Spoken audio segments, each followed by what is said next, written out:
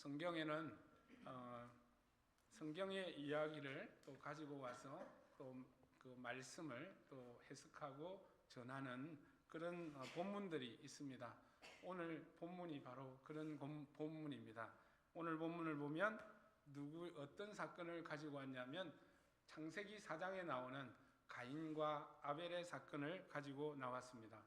그것을 통해서 사도 요한은 교회들에게, 에베소 지역에 있는 교회들에게 이렇게 말씀을 전하고 있습니다. 가인과 아벨의 사건은 누구나 잘 아는 아주 유명한 사건입니다.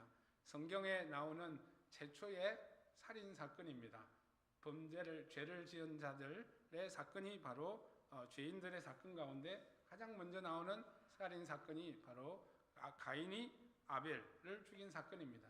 그런데 문제는 또 이게 형제지간이라는 거예요. 가인은 형이고 아벨은 아우입니다. 여러분, 가인은 농사를 짓는 농부였고요. 아벨은 목축업을 하는 사람이었습니다. 오늘날로 말하면 그렇다는 거죠. 그런데 하루는 하나님께 제사를 드렸습니다. 제사를 드렸는데 가인은 뭘로 드렸겠습니까? 농부인에게 당연히 곡식을 사용해서 하나님께 제사를 드렸습니다.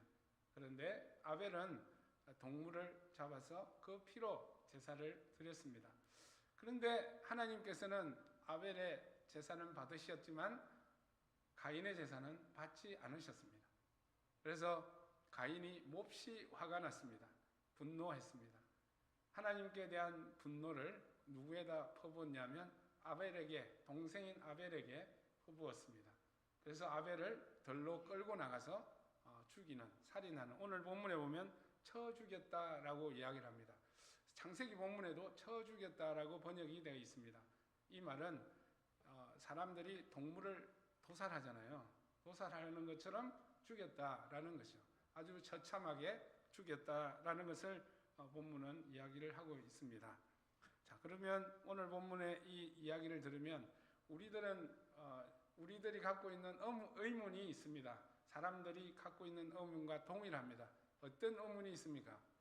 왜 하나님은 가인의 제사는 안 받으시고 아벨의 제사를 받으셨나? 거꾸로 이야기할게요. 아벨의 제사는 받으시고 가인의 제사는 받지 않았을까? 이런 질문이 하나가 있을 수 있습니다.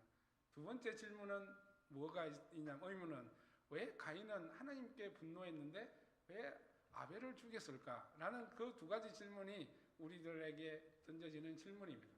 근데 성경은, 창세기 본문은 이것을 이렇게 상세하게 설명을 하지 않습니다. 아주 사건만 이렇게 딱 정리를 했기 때문에 우리의 상상력을 동원해서 많은 설교가지나 주석가지나 해석가들이 이 본문을 가지고 그 두 가지 질문에 대해서 이야기를 하고 있습니다.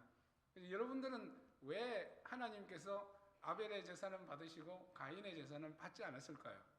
여러분은 어떻게 생각하십니까? 대체로 보면 제가 조사를 해보니까 한 세 가지 정도로 나오더라고요.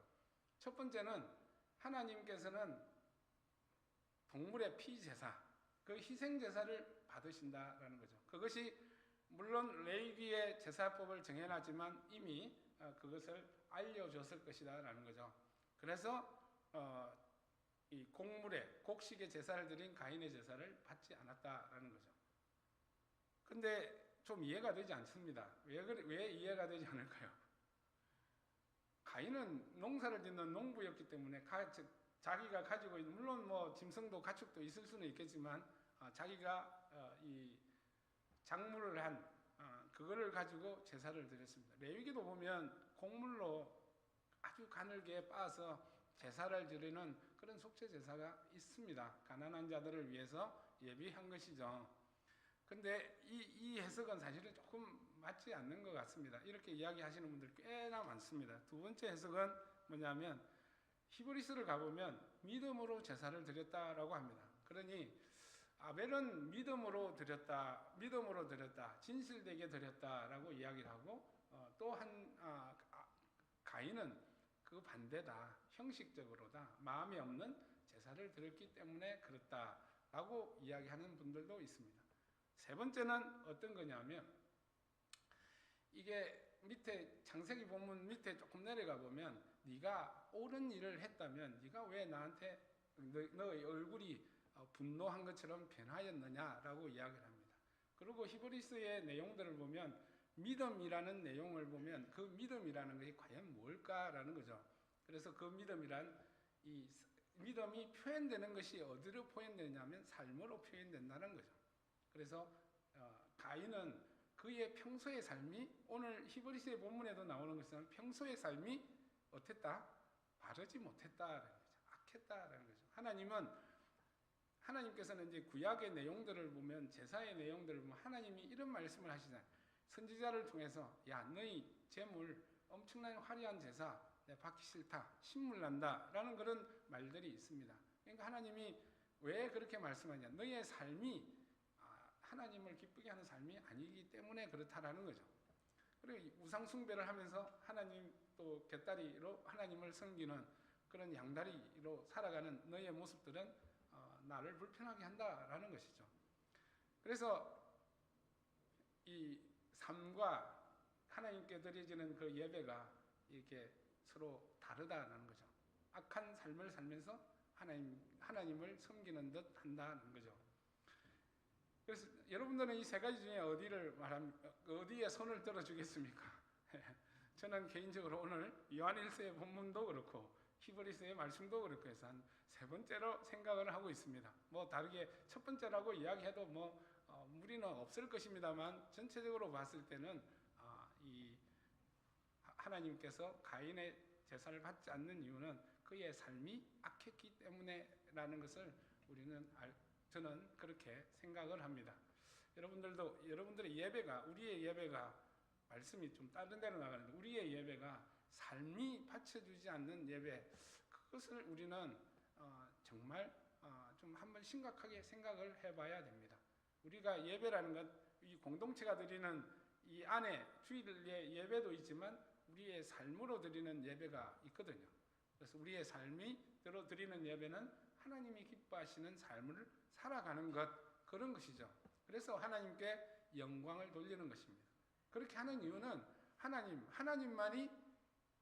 하나님만이 최고이십니다. 그래서 나는 하나님의 말씀을 따름으로 하나님께 영광을 돌립니다. 이것이 우리가 삶으로 드리는 예배라는 것입니다. 제가 왜 이 이야기를 또 곁길로 나가면서 이런 얘기를 하느냐 하면 오늘 말씀이 사실은 그것과 거의 유사하다는 것입니다. 우리의 삶이 악한데 우리가 드려지는 예배가 진실한 예배가 될 수 있겠느냐라는 것입니다. 저와 여러분 오늘 말씀이 바로 그런 것이죠. 그래서 그럼 왜 가인은 아벨을 죽였는가 하는 것이죠. 하나님의 분노를 갖고 있는데 왜 아벨을 죽였을까라는 거죠. 그것은 다름이 아니라 이 악한 자들이 하나님을 대항할 수는 없습니다. 그래서 대항할 수 있는 대상은 누구냐? 하나님의 사람들이라는 거죠. 하나님의 사람들을 대상. 그러니까 마귀가 사탄이 노리는 것이 누구냐? 누구를 통해서 하나님의 영광을 가릴까요? 그것은 다름이 아니라 저와 여러분과 같은 하나님의 사람들을 이렇게 못살게 굴어서 우리로 하여금 하나님을 떠나게 만드는 것이 그들의 전략이라는 것이죠. 그것이 바로 오늘 가인과 아벨의 사건에서 보여주는 그런 내용들입니다. 그런데 우리는 이제 이 말씀을 왜 요한이 이것을 가지고 왔을까라는 것을 우리는 좀 생각을 해볼 필요가 있습니다. 오늘 본문에 보면 이렇게 이야기합니다. 12절에는 가인과 같은 사람이 되지 말아라 라고 이야기하면서 13절에 보면 형제자매 여러분 세상이 여러분을 미워해도 이상히 여기지 마십시오 라고 이야기합니다. 그러니까 가인과 아벨의 사건을 들고 온 것은 비유적으로 말씀을 하기 위해서인 거라는 거죠. 그러니까 교회에 권면을 하고 교회에 위로를 하기 위해서 가지고 온 스토리가 뭐냐? 가인과 아벨의 스토리라는 것입니다. 그래서 이 사건을 통해서 분명하게 교회들에게 전하고자 하는 메시지가 있다는 것이죠. 그것이 뭘까 하면 비유라고 말씀드렸습니다. 그럼 가인은 누굴까요? 가인은 누구를 비유했을까요? 오늘 본문에 보면 세상이라고 이야기를 합니다. 왜냐하면 오늘 본문에도 보면 가인은 누구에게 속했다고 그래요? 악한 자에게 속했다라고 이야기합니다. 오늘 본문 앞으로 또 읽어가 보면 하나님의 자녀와 악마의 자녀 이렇게 나옵니다. 어마무시하게 이야기를 합니다. 요한의 복음이 사랑의 복음이라고 말을 하지만 사실 본문을 읽으면 어마무시하고요, 직선적이고요, 엄청난 단어를 사용합니다. 이 악마의 자녀라고요. 그래서 가인은 마귀에게 속한 자녀다, 사람이다라고 이렇게까지 이야기를 해버리는, 누가요? 세상이 그렇다라는 거죠. 그럼 여기서 말하는 세상이 뭘까? 우리가 전에도 말씀드린 것처럼 우리가 살아가고 숨쉬는 하나님이 창조한 피조 세계를 이야기하는 것이라기보다는 사탄의 영역 안에 들어가 있는 그 무엇, 그것이 사상이 될 수 있고 가치가 될 수 있고 문화가 될 수 있고 또는 사람이 될 수도 있다라는 것입니다. 그것이 바로 세상이라는 것입니다. 하나님과 대적하는 사람들, 이것이 바로 대적하는 무언가, 영이 될 수도 있고 사람이 될 수 있고 이런 것들이 뭐다? 바로 세상이다라고 이야기를 합니다. 그것은 이제 좀 포괄적으로 이야기한 거지만 이 요한 1서에서 사도 요한이 이야기하고자 하는 이 세상, 가인이 누구냐라는 거죠. 누구를 비유했냐면 오늘 3장으로 사실은 가보면 3장 앞으로 2장으로 가보면 그들은 너희와 같이 있다가 나간 사람들이라고 이야기를 합니다. 기억나시나요? 그 본문이 있습니다. 너희와 함께 있다가 너희와 같은 공동체로 살아가다가 예수를 믿다가 어디로? 세상으로 나간 사람들이라는 거죠. 그럼 이 사람이 누구냐라면 여러분들이 계속해서 요한 1서에서 제가 계속 이야기하는 사람들인 거예요. 당시에는 우리가 알다시피 영지주의가 유행을 했거든. 그게 사상이고 철학이에요. 오늘날에도 우리가 사상이나 철학이 막 유행을 하잖아요. MZ세대들, 이런 세대들이 왜 생기나요? 다른 게서 생기는 것이 아니라 세상이 흐르는 유행과 사상과 철학 때문에 그런 거예요. 그런 것들을 받아들인 거죠. 교회 안에 이제 그런 사상들을 받아들이면서 이렇게 교회 밖으로 나가게 된 거죠. 그 사람들이 뭘 믿었냐면 그리스도를 믿긴 믿는데 어떻게 믿느냐면 예수가 그리스도가 아니라는 거죠. 제 말이 무슨 말이냐면 인간으로 오신 예수가 그리스도가 될 수가 없다고 이야기하는 사람들이라는 거죠. 우리는 예수를 어떻게 믿나요? 그리스도를 어떻게 믿나요? 우리는 예수 그리스도를 믿잖아요. 그러니까 우리의 믿음의 콘텐츠는 예수 그리스도예요. 그럼 이 말에는 뭐가 딱 줄여져 있냐면 예수가 그리스도입니다라는 고백이에요. 그러니까 예수로 오신, 인간으로 오신 예수가 그리스도라는 거죠. 여기까지 하면 또 이단 사이비가 되는 거예요. 그렇지만 그리스도라는 말 가운데는 하나님이십니다라는 거죠. 그러니까 우리는 그리스도는 완전한 인간이시면서 완전한 하나님이십니다라는 것이 우리의 믿음의 고백입니다. 그래서 여러분 그렇게 믿으시죠? 예, 그것이 우리가 믿는 예수 그리스도를 믿습니다라는 그 고백 속에 포함되어 있는 것이죠. 그런데 그들의 고백은 뭐냐면 예수가 그리스도가 아니다라는 거죠. 그래서 예수가 그리스도는 영으로만 오셨다라는 거죠. 그렇게 또 잠깐 사람으로 보였을 뿐이다. 그걸 이제 가현설, 그냥 가짜로 보였을 뿐이다라고 그런 믿고 있는 사람들이라는 거죠. 이제 그런 사람들이 누구를 비유해서 이야기를 하냐면 가인으로 비유를 한다는 것이죠. 이것이 이제 굉장히 중요한 거죠. 아니 그러면 영지주의가 믿었다 이것을 가인에게 비유하는 것은 이 어마무시한 것이 아니냐, 이거는 너무 엄청난 것이 아니냐라고 이야기를 합니다. 우리가 사도 요한이 이야기하는 표현 중에 또 하나가 있는 게 적그리스도라는 표현이 있습니다. 그러니까 이거는 뭐냐면 그리스도를 반대하는 자들이에요. 그죠? 그런 그리스도를 반대하는 자는 또 누구를 반대하는 자일까요? 하나님을 반대하는 자라는 거죠. 그러니까 하나님께 속하지 않는 사람이라고 사도 요한은 딱 규정을 지어버리는 거예요. 그러니까 이 사도 요한이 부드러운 사랑의 사도인 것 같지만 정말 직선적이고 정말 돌직구를 날리는 그런 사도였다는 사실을 우리는 본문을 통해서 알 수가 있습니다. 그러니까 육체로 오신 그리스도를 부인하고 그 가르침을 따르는 자들, 그들이 이제 밖에 나가서 어떤 일을 했을까요? 오늘 가인과 아벨의 비유를 들은 것처럼 지금 교회에 남아서 여기서는 우리라는 표현을 씁니다. 우리라는 표현을 사도의 가르침을 받아서 그 믿음으로 살아가는 사람들, 교회 공동체를 이야기하는 거죠. 오늘 우리처럼 예수님은 그리스도는 인간으로 완전한 인간이시요 하나님이시고 완전한 하나님이신 분입니다 라고 우리가 믿고 고백하는 사람들을 어떻게 했다는 거죠? 공격했다라는 거죠. 그래서 오늘 표현이 뭐냐? 세상이 미워하더라도 라는 말이 그 말이에요. 그러니까 교회 공동체가 있는 상황은 어떤 상황일까요? 세상으로부터, 적대자들로부터 미움을 받고 있는 상황에 있다라는 것을 오늘 본문을 사도 요한은 이야기하고 싶은 거예요. 그러면 그 미워한다는 말이 뭘까요? 한국말로 표현한 게 미워하다는 말은 아주 조금 강도가 약한 것 같아요. 어떤 말로 바꾸면 될 것 같습니까? 좋아하지 않는다라는 말은 아주 약한 거고요. 무슨 말로 바꾸면 되겠습니까? 예, 정오입니다.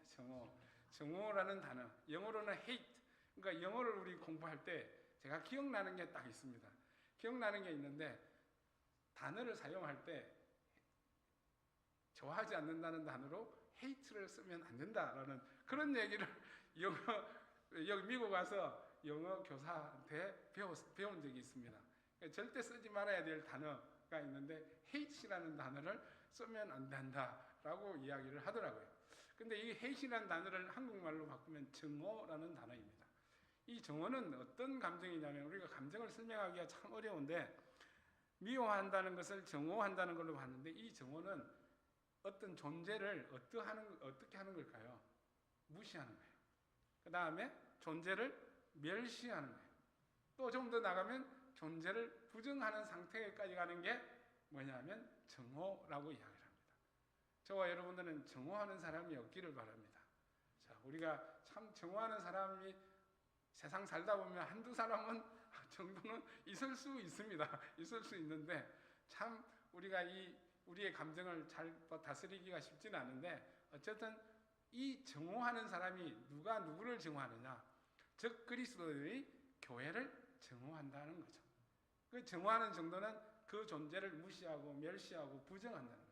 그래서 오늘 밑으로 나가보면 어떤 얘기를 하냐면 형제 자매를 미워하는 사람들은 누구나 뭐 한다고요? 살인자라고 이야기를 하는 거예요. 살인자. 예수님도 그런 말을 했어요. 미워하는 자는 살인자다라고. 그러니까 결국 가인과 아벨의 이야기를 끄집어 내고 싶은 것은 뭐냐면 그들의 정오가 어느 수준이냐면 살인에 가까운 수준이라는 것을 이야기를 합니다. 그래서 교회에 대한 공격이 사실은 그 당시에 살지 않아서 잘 모르고 자료가 많지 않아서 잘 모르지만 그들이 받고 있는 공격, 반대, 교회가 처해 있는 그 상황이 우리의 상상을 초월할 정도로 그런 상황에 있다는 사실만 우리는 알 수가 있습니다. 초대교회가 아마 대부분 그랬을 것입니다. 영지주의뿐만 아니라 유대주의자들에게도 공격을 받았고 또 사회적으로 정치적으로는 로마로부터 압박을 받았던 것은 사실입니다. 그렇다고 교회가 1세기의 교회가 그리 큰 교회는 아니지 않습니까? 조그만한 무리들이 모여서 가정에서 예배를 드리던 그런 상황이 교회라는 거죠. 오늘 저와 여러분들도 우리 교회는 작다라고 이야기를 하지만 그렇다고 우리가 이 교회가 작다라고 이야기하면 교회가 아니다라고 이야기하면 정말 곤란합니다. 우리는 정말 예수 그리스도를 믿는 교회입니다. 이런 교회들이 이제 많이 존재했다라는 것이죠. 그렇지만 이런 작은 교회들이 큰 집단으로부터 이렇게 공격을 당하고 린치를 당하는 그런 상황이 있습니다. 더군다나 영지주의는 어떤 거냐면 당시에 철학이나 사상으로 무장돼서 그것을 설명해 들어가는 거예요. 그러니까 논리적으로 이성적으로 막 설명을 들어가니까 아 그렇구나라고 우리는 이야기를 들을 수밖에 없는 그런 상황에 있다라는 거죠. 여러분들도 만일에 우리는 이민자들이잖아요. 이민자들은 대체로 한국에서 이민 온 때를 살아간다고 그래요. 생각을 한다고 그래요. 60년대에 왔으면 60년대의 사고를 가지고 살아간다고 그래요. 70년대 오면 70년대의 사고를 가지고 살아간다고 그래요. 뭐 꼭 그런 건 아니지만 그렇게 우스갯소리로 이야기한다는 거죠. 때로는 진부하게 느껴지는 그럴 정도로 우리의 삶이 그렇다라는 걸 생각이. 근데 우리가 어린애들하고 또 자녀들하고 이렇게 대화를 하거나 삶을 이렇게 이야기를 하다 보면 우리 자녀들이나 영 제너레이션이 우리를 보고 뭐라고 그러나요? 우리 잘 쓰는 말 꼰대라고 이야기를 많이 듣지 않습니까? 왜 그런 얘기를 들을까요? 유행을 잘 모른다라는 거죠. 우리가 저와 여러분들이 MZ세대를 잘 이해를 잘 못해요. 왜 저렇게 살까? 잘 이해를 모르지만 그들은 그게 맞는 거예요. 그러니까 영지주의는 어떤 거냐면 그 당시에 유행하는 사상과 철학에 중무장해서 그거를 예수 그리스도를 재해석해 버렸단 말이죠. 그게 제대로 됐으면 괜찮은데 육신으로 오신 예수, 성육신하신 예수를 그냥 그리스도를 부인해 버리는 그런 결과까지 이르게 되었다는 거죠. 그렇지만 그들이 갖고 있는 논리적으로, 합리적으로, 이성적으로는 충분히 그냥 그렇구나라고 생각할 수도 있다는 것이고, 그들이 그냥 논리적으로, 이성적으로만 설명하는 것이 아니라 이것은 결국은 또 물리적인 방법으로 그들에게 교회들을 압박을 가할 수도 있었던 상황이라고 생각이 듭니다. 상황이 바로 그런 상황이래요. 가인이 아벨에게 분노를 갖고 증오를 하고 살인했던 그런 상황과 같은 상황이 어디다? 지금 초대교회의 상황이라는 것을 사도 요한은 우리들에게 이야기해주고 있는, 그런 세상이 미워하더라도 라는 그런 밑바닥에 흐르는 말이 가인과 아벨의 상황과 비슷하다라는 것을 이렇게 말하고 있습니다. 그러면 여러분들은 어떻게 하겠습니까? 그런 상황에 여러분들이 처해 있다면 어떻게 하겠습니까?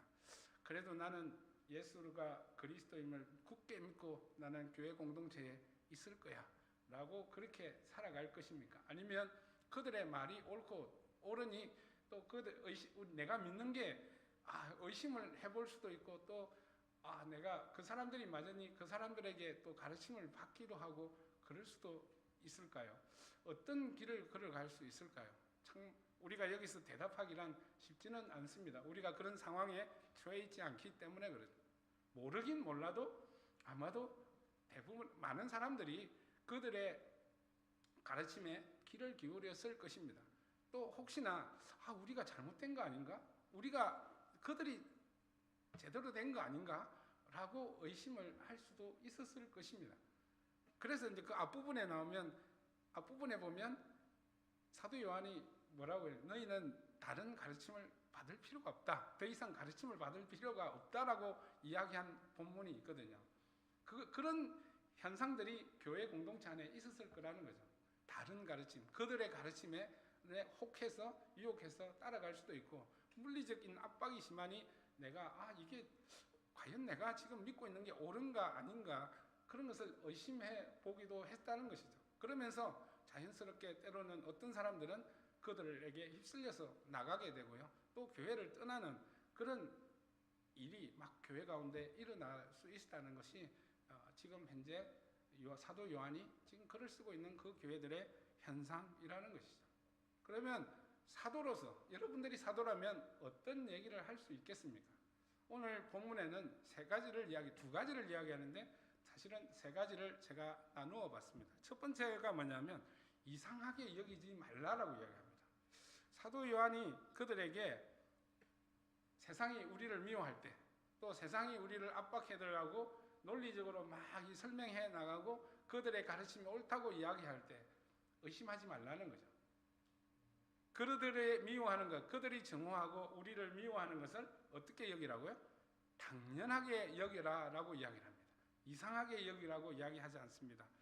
그게 배경은 오늘 본문에 나와 있지 않지만 예수님이 제자들에게 다락방 강화에서 이야기한 적이 있습니다. 어떤 얘기를 하셨냐면 세상이 너희를 미워할 것이다. 왜냐 하면 내가 너희를 특별히 제자로 삼았기 때문에 그렇다라고 이야기를 합니다. 너희가 나한테 속했기 때문에, 세상에 속하지 않았기 때문에 세상이 너희를 미워하고 증오할 것이다 라고 이야기를 합니다. 그러니까 사도 요한은 그것을 이상히 여기지 말라, 예수님의 하신 말씀처럼 당연하게 받아들이라는 거죠. 그러면서 이야기하는 내용들이, 우리에게 주는 내용들이 그 다음에 본문들입니다. 14절, 15절의 말씀입니다. 뭘 이야기하냐면 그들은 누구냐면 누굴까요? 교회에 있다가 밖에 나간 사람들입니다. 그들은 누구냐면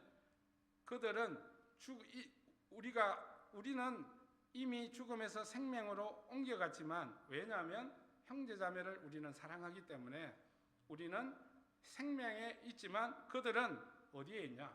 죽음에 머물러 있다라고 이야기합니다. 두 번째, 그들은 살인하는 자라고 이야기하고요. 세 번째로는 살인하는 사람은 영원한 생명이 그에게 없다라고 이야기합니다. 그럼 사도 요한이 교회에게 이야기하는 게 어떤 내용입니까? 그들이 우리를 미워할지라도 세상은 누구다? 하나님의 생명하고는 상관없다라는 것이죠. 그들은 쉽게 말하면 하나님의 자녀가 아니다라는 거죠. 하지만 여러분들은 어떤 사람들이냐? 형제를 사랑하는 저와 여러분들은 예수를 그리스도를 믿는 사람들은 여러분 가운데 뭐가 있다? 생명이 있다. 여러분들은 하나님의 자녀다라고 이야기하는 거예요. 그러니까 사도 요한이 교회들에게 말해주는 것은 뭐냐면 여러분들의 존재, 여러분들의 신분과 정체성에 대한 확신을 심어주는 거죠. 누구라고요? 생명을 가지고 있는 하나님의 자녀다. 다른 사람들이 너희들을 무시하고 반대하고 미워해도 너희들은 뭐다? 하나님의 자녀다. 그러니 하나님께 속하지 않는 세상이 미워하는 것은 당연하다라는 거죠. 그대로 받아들이라는 것을 사도 요한은 이야기를 합니다. 그러면서 두 번째로 이야기하는 게 뭐냐면, 그래서 가인과 같이 되지 말라라고 이야기합니다. 여기는 두 가지 의미가 있습니다. 하나의 의미는 뭐냐? 가인과 같이, 그들과 같이 되지 말라는 거죠. 그들과 같이 그리스도가 육신으로 오신 예수가 그리스도라는 것을 부인하지 말라라는 거예요. 그러니까 다시 말하면 뭘 하지 말라? 배교하지 말라라는 메시지가 바로 가인과 같이 되지 말라는 메시지예요. 그러니까 가인과 아벨의 사건에서 뭘 이야기하는 거냐면 너희들은 하나님의 자녀다라는 거죠. 아벨과 같이 의로움을 행하는 한 생명이 있는 하나님의 자녀다. 그리고 가인과 같이 되지 마라. 너희는 그 믿음에서 떠나서 그들을 따라가지 말라라는 것이죠. 그 메시지가 오늘 가인과 같이 되지 말라는 그런 메시지라는 것이죠. 히브리서 11장을 보면, 여러분 그 뒷부분을 보면 아마도 히브리서 기자가 겪었던 그 당시의 상황들이 적어 놓은 것 같아요. 칼로 배임을 당하고 목에 배임을 당하고 또 감옥에 gat히고 그 다음에 유랑 생활을 해나가고 이런 것들이 아마 그 당시에 예수를 믿었기 때문에 오는 그런 상황이었던 것 같습니다. 어쨌든 그런 상황 속에서 뭘 하냐? 배교하지 말아라. 예수가 그리스도를 믿는 믿음에서 떠나지 말아라는 거죠. 너희들은 예수가 그리스도를 믿음으로 하나님의 자녀다라는 것을 이야기합니다. 여러분은 어떻습니까? 여러분은 그리스도인입니까? 예, 맞습니다. 하나님의 자녀입니까? 맞습니다. 예, 그리스도인이라는 사실을 여러분들은 어떻게 삶 속에서 나타낸다기보다 어떻게 생각하십니까? 여러분 당당하게 여기십니까? 그리스도인임을 당당하게 밝히시고 자부심을 느끼고 자존감을 느끼고 그렇게 살아가나요? 아니면 그리스도인인 것을 숨기고 나 그리스도인 아니에요. 그러나 속으로는 나 그리스도인입니다. 라고 하면서 살아가나요? 제가 요즘에 가만히 생각을 해보니 그렇습니다. 그리스도인이라는 것을 참 감사하게 생각하고 있습니다. 요즘에 그리스도인이 된 것이. 그래서 보면 그러다 보니까 나를 예수를 믿게 해준 분, 그 당시에는 정말 괴로웠지만 예수를 믿게 해준 분들에게 대한 감사가 막 나오더라고요. 그래서 내가 지금 세상을 살아가고 있는데 세상의 안락함이나 세상의 성공이 나의 가치관을 바꾸는 것이 아니라 예수를 그리스도를 믿는 그 믿음이 나의 가치관으로 세팅하게 하고 그 세상 속에 나가 걸어갈 수 있게 하는 것이 정말 내가 감사하다는 생각이 많습니다. 사도 바울이 이런 얘기를 한 적이 있습니다. 로마서를 읽어보면 내가 뭘 부끄러워하지 않는다? 복음을 부끄러워하지 않는다라고 이야기합니다. 왜 당시에는 복음이 부끄러웠을까요? 십자가에 달린 예수가 그때는 유대인들에게는 수치거든요. 그리고 이방인의 십자가, 로마의 십자가에 달렸으니 로마인으로부터는 조롱거리였다는 거죠. 그러니까 수치와 조롱이 뭐냐 하면 십자가의 예수였다는 거죠. 그런데 그 십자가의 예수의 복음이 자기는 부끄럽지 않고 자랑스럽다라고 로마서에서 이야기합니다. 저와 여러분들이 그런 지금 십자가, 내가 믿고 있는 예수 그리스도의 믿음이 자랑스럽고 내가 그리스도인임이 자랑스러운 저와 여러분들이 되기를 간절히 소망합니다. 물론 그렇겠죠. 그렇다고 저는 믿습니다. 그래서 그런데 우리가 삶을 살아가면서 이 내가 그리스도인임이 정말 당당하고 내가 자부감, 자랑으로 여겨지기를 간절히 소망합니다. 그것이 우리의 삶 가운데 일어났을 때 그것이 정말 얼마나 행복할까요? 저는 요즘에 예수를 믿는다는 것, 그리스도인이라는 것 사실이 정말 행복합니다. 그 사실에. 그래서 저는 감사함을 느끼고요. 나를 구원에 이르게 해준, 인도해준 그 사람, 그분에게 감사하고요. 또 나로 하여금 그 마음을 들게 해준 성령 하나님, 또 우리 하나님께 감사드리고요. 그런 마음이 막 생깁니다. 때로는 언제는 그런 적이 있습니다. 솔직하고 이야기하면 내가 그리스도인들을 숨겨야 될 때가 사실은 좀 있기도 했습니다. 그러나 요즘 제가 육자를 달다 보니까 그런지 모르지만 나이가 들다 그런지 모르지만 예수를 믿는 게 자랑스럽습니다. 그리고 제가 이 길이 걸어가고 있다는 것이 맞다라고 저는 생각을 합니다. 근데 세상은 어떻습니까? 세상은 우리를 볼 때 또 어리석게 여기기도 하고요. 우리를 조롱하기도 하고요. 세상의 안락함과 성공을 목적에 둔 사람들은 미친 짓이라고 우리로 하여금 그렇게 이야기할 수도 있습니다. 조그만 일에 또 내가 희생하며 조그만한 일에 주님을 위해서 수고하는 그런 것들을 세상 사람들을 보면 다 헛된 일이라고 조롱하기도 합니다. 그렇지만 그럼에도 불구하고 우리는 하나님의 자녀이고 그리스도인이고 내가 그 길을 걸어가는 것이 정말 자랑스럽습니다. 그것이 사실 최근에 저의 고백이며 간증이라고 말씀드릴 수 있습니다. 오늘 사도 요한이 이야기하고 있는 이 교회에게 이야기하는 것이 바로 이런 얘기입니다. 세상이 미워하더라도 여러분들이 세상하고 비교를 해봤을 때 우리가 아주 초라해 보이고 그리스도의 십자가의 그리스도가 얼마나 대단한가 그것을 조롱하고 수치스럽게 여기는 그 세상을 향해서 우리는 그 그리스도의 십자가를 자랑스럽게 내걸 수 있고 자랑스럽게 말할 수 있는 그런 우리가 행복하다라는 것을 사도 요한은 이야기하고 있음을 우리가 알기를 원합니다. 그죠? 그렇다고 우리가 말로만 나 예수 믿습니다. 그 보험 팔러 갔는데 나 예수 믿습니다. 이런 얘기는 하지 마세요. 이런 얘기, 물론 보험 파는 사람은 우리 교회에 없지만 내가 예수 믿습니다. 내가 그리스도입니다. 그 말로 하라는 것이 아니라 삶으로 살아라는 거죠. 그것이 무엇을 결정하고 무엇을 판단할 때 그 기준이 예수 그리스도를 믿는 믿음으로 판단하라는 거죠. 그랬을 때 세상은 보면 어리둥절하고 이상하고 그렇게 생각할 수 있습니다. 하지만 우리는 누구냐? 하나님의 자녀이고 그 바른 길을 주님의 길을 걸어가는 사람임을 여러분 당당하게 여기시기를 간절히 소망합니다. 세상은 한국에는 기독교 인구가 상당히 많이 떨어졌다고 합니다. 왜냐하면 그것은 교회에 대한 부정적인 이미지가 있기도 하고요. 교회가 잘못한 부분도 있기는 하죠. 근데 교회는 그거를 또 받아들여야 되고 돌아볼 수 있는 그런 믿음이 우리 교회들 가운데는 있어야 됩니다.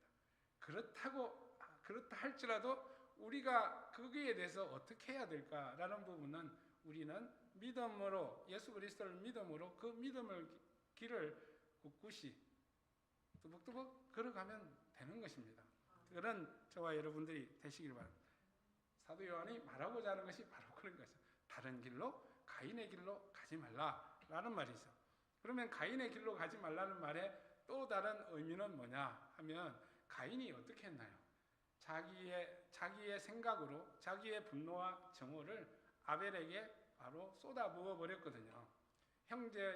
자기의 형제지만 그를 미워하며 그를 살인하는 길로 가버렸거든요.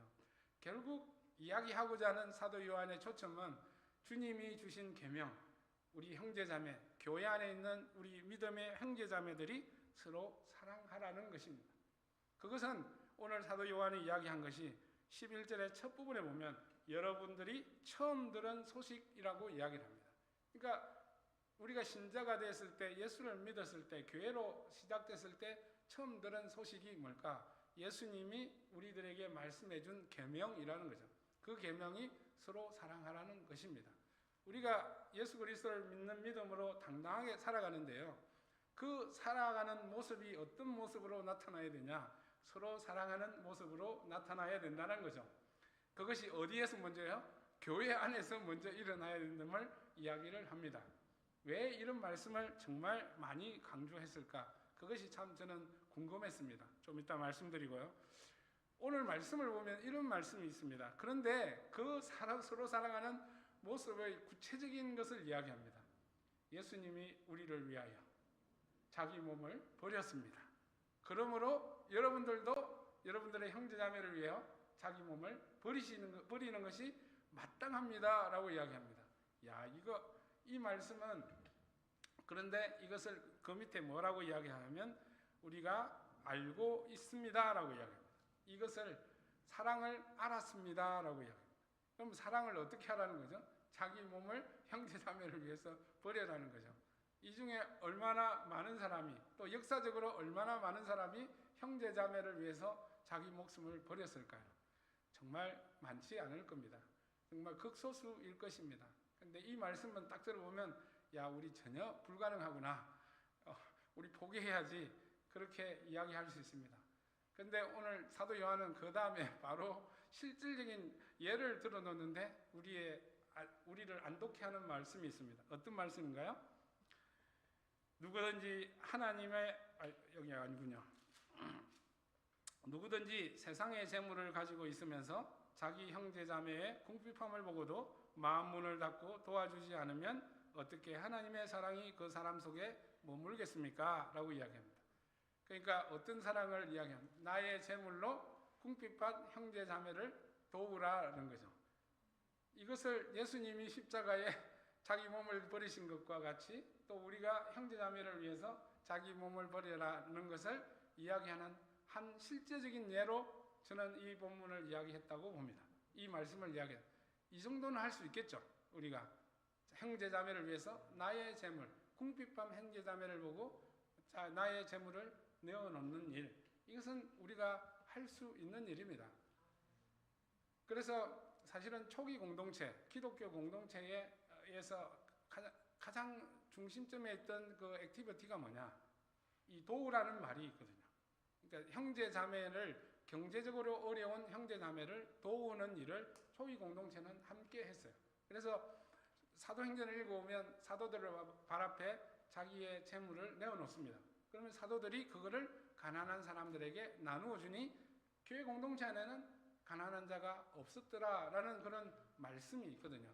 그래서 초기 공동체가 참 강조했던 것 중에 하나가 형제자매 사랑에 가장 중요했던 것 중에 하나가 형제자매, 어려운 형제자매를 도우는 일이었다는 거죠. 로마서에서도 나오고 갈라디아서에서도 나옵니다. 여러분들은 선한 일을 하십시오 라고 권면하면서 특별히 어디에 먼저 하라고요? 믿음의 식구들에게 먼저 하십시오 라고. 여기서 선한 일이란 형제자매를 도우는 일입니다. 그래서 물론 우리가 재물로 도우는 것도 도우는 것이지만 우리가 영적으로 성장과 성숙을 위해서 우리가 형제자매들을 도우는 일도 저와 여러분 이 가운데 포함되고 있음을 알기를 원합니다. 그러니까 결국 사도 요한이 서로 사랑하되 어떻게 하라고 이야기하냐면 말로나 혀로나 하지 말고 뭘로 하라고요? 행함과 진실됨으로 하라고 이야기합니다.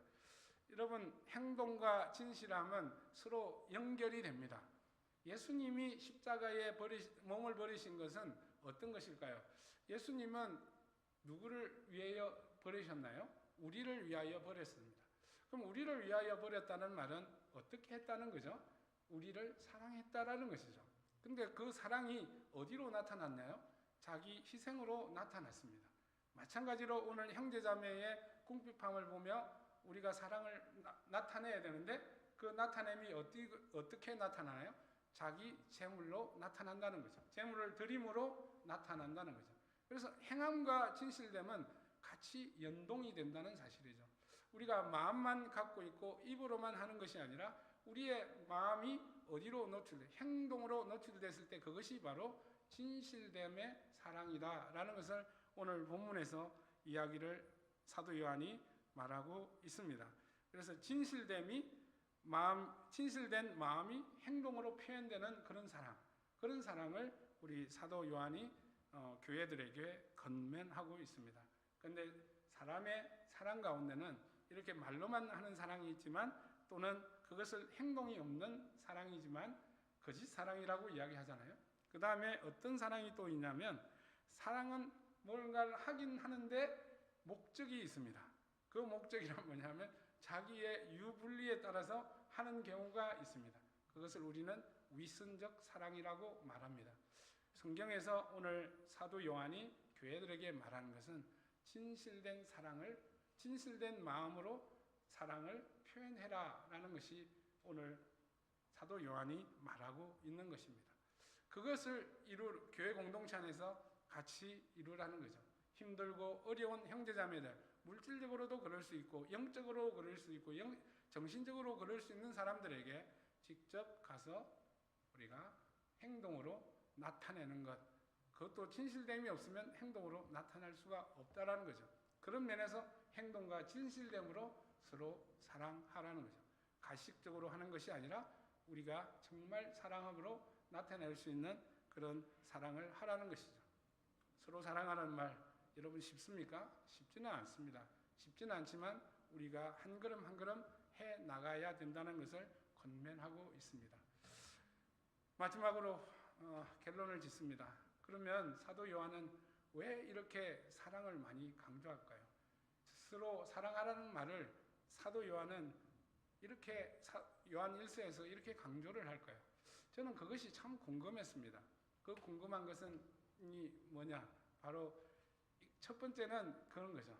이것은 예수님이 주신 계명이기 때문에 그렇다는 거죠. 그리고 우리가 생명을 가진 자들이 그의 표지가 바로 서로 사랑한다는 것이기 때문에 그렇다라는 거죠. 그리스도의 공동체, 그래서 예수님이 하시는 말씀 중에 이런 말씀이 있습니다. 너희가 서로 사랑하면 이로써 너희가 내 제자임을, 너희가 아니고 사람들이 너희가 내 제자임을 알게 될 것이다 라고 이야기하는 거죠. 그렇기 때문에 사랑을 이렇게 강조하는구나 라는 거죠.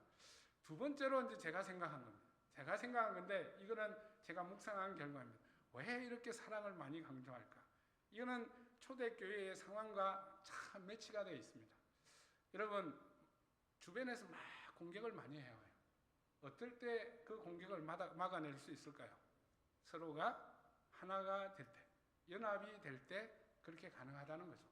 그래서 제자 공동체, 교회 공동체가 우리가 사랑으로 우리가 묶여질 때 우리는 강해진다라는 거죠. 그렇지 않습니까? 우리가 항상 대제국이나 로마나 이런 큰 나라가 망할 때 무엇부터 망하는? 안에서 분열이 일어날 때 망한다는 거죠. 그래서 우리가 서로 사랑할 때 우리가 하나님이 주신 이런 하나가 된 공동체를 우리가 지키는 것이라는 거죠. 그것이 우리의 그런 행동이 뭐냐? 서로 사랑하라는 것입니다. 그래서 오늘 말씀이 바로 행함과 진실함으로 우리가 서로 사랑함으로 어떤 상황에 교회가 놓여 있을지라도 우리가 하나님의 자녀임을 믿고 또 그 자녀임을 믿음으로 우리가 서로 행함과 진실함으로 사랑할 때 교회 공동체는 더욱 단단해질 수 있고 세상으로 밀려오는 파도로부터 우리가 막아낼 수 있을 줄 믿습니다. 기도하겠습니다.